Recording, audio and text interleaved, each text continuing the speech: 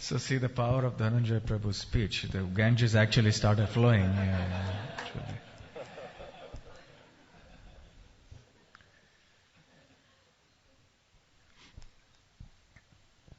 Yeah, I just recall one or few incidents which show how empowered book distributors can be.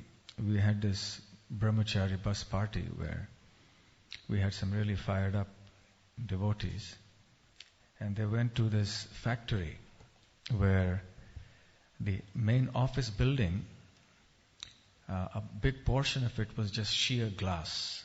It was just transparent glass. And then there was a door, but there was a huge section with just plain glass. And this brahmachari was so absorbed in his Bhagavad Gitas and distributing, believe it or not, he just walked through the glass. And the persons who were on the other side of That's not recommended. it's not recommended. He's not dynamo, is he? No, it's not recommended, but he didn't know what he was doing. He was in samadhi or something. Probably some transcendental consciousness that he didn't realize the external world and where he was going. And he just walked through. And that's not everything. The persons who were on the other side of the glass, that poor man almost had a heart attack. And he was spluttering, and he came up to him, and he was, and this young lad, he had the gall to, he's walked through this glass, and this man has almost got a heart attack. And the first thing he says is, would you like a Bhagavad Gita? So, what Bhagavad Gita? He was speechless and spluttering, poor man was so shocked that he just couldn't say anything. And then this was like the telling blow when he comes and offers him the Bhagavad Gita after having walked through the glass, So it's quite something, So anyway, there's so many instances when, if ever a comprehensive compilation of these incidents was made, I'm sure it would make very, very interesting reading. And the fact that Prabhupada's book distribution has reached every corner of the globe is brought out in the fact that recently 3 very prominent political leaders in the Western world, they actually held copies of the Bhagavad Gita. I read it in the news, of course. Devotees sent emails and everything. The Prime Minister of Trinidad and Tobago, when she took the oath of office, she held Prabhupada's Bhagavad Gita as it is. And that was prominently displayed. You could see it in the picture. And then she took her oath of office on Prabhupada's Bhagavad Gita as it is. And then recently there was some senator or member, I don't know what you call it in America, member of parliament, congresswoman, House of Representatives, who took the oath of office on the Bhagavad Gita as it is of Prabhupada. Her name's Tulsi Gabbard. Tulsi Gabbard. So, and then I also got a message with a detailed article of one young brahmachari in America who was distributing books at some marketplace. And who comes along but Bill Clinton? And then Bill Clinton is mobbed by all these people who want to talk to him. And this book distributor is standing in a corner just looking on, wondering, as he was saying later, will I be able to give a book to Bill Clinton? And sure enough, Bill Clinton looks at him and makes his way through the crowd and walks straight up to the brahmachari and shakes his hand. And then this man the devotee is too nonplussed, but anyway, he gathers his wits and he hands him over a Bhagavad Gita. Would you like this? He said, yes, I would. And he starts chatting to this devotee, and then ultimately the security people come and they hustle Bill Clinton into the car. So anyway, it goes to show where the Bhagavad Gita is reaching. There is a song in one of the Vaishnava Acharyas has written, which is called Yadi Gaurana Hoito, meaning that if Mahaprabhu wasn't there, the implication being then what would have happened? Tabeki Hoito, what would have happened if Gauranga Mahaprabhu hadn't advented? And then one devotee, he had this poem that he wrote called Yadi Prabhupada na hoito, tabe ki hoito. If Prabhupada wasn't there, then what would have happened? It is quite common to hear devotees saying that Prabhupada or Prabhupada's books and so on saved my life.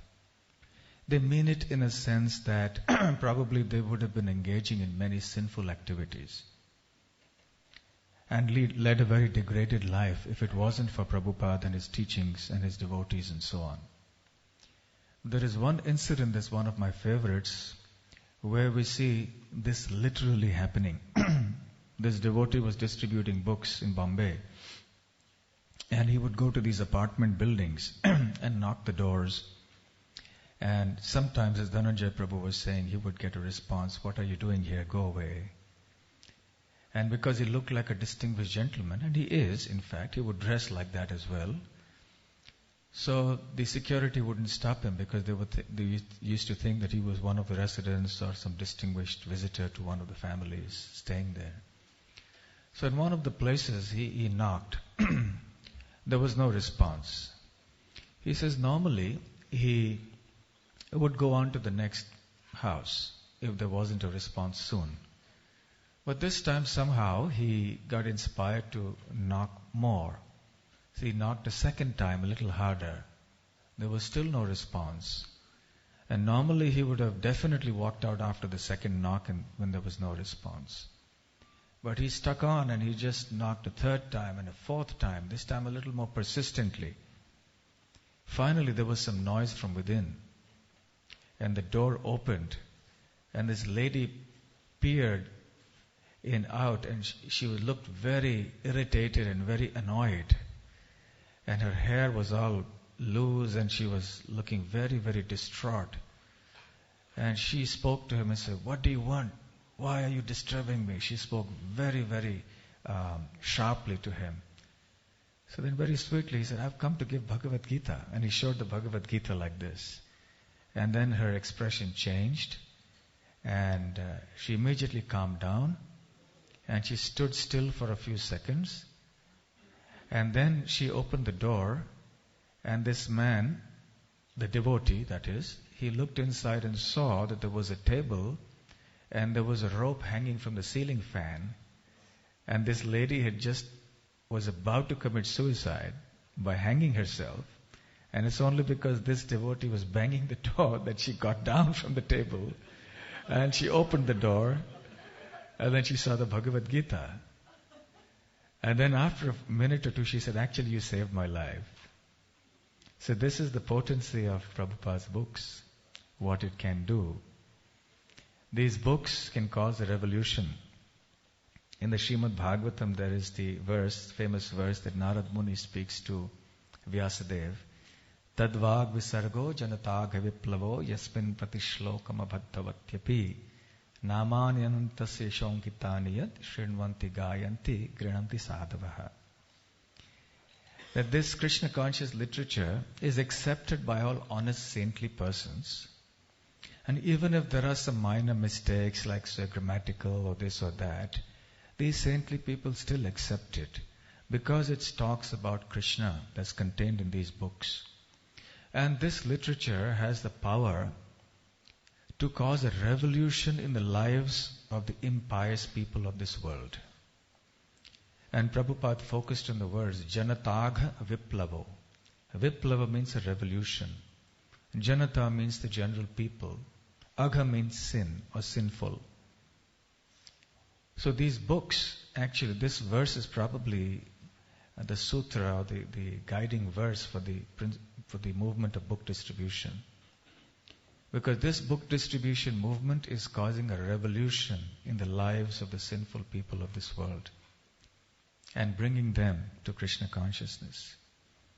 And I'm sure every devotee has so many stories to share about this, which is evidence that this is actually causing a revolution. It's not a revolution caused by bullets and guns and swords. Neither is it a revolution caused by hatred and rebel-rousing, but it's a revolution of love, a revolution that brings one to the lotus feet of Krishna for a life of eternity and bliss. And now I'll hand over the mic once again to Dhananjay Prabhu. We'd like to hear a few more of the wonderful pastimes that he was narrating from the early days. Hare Krishna.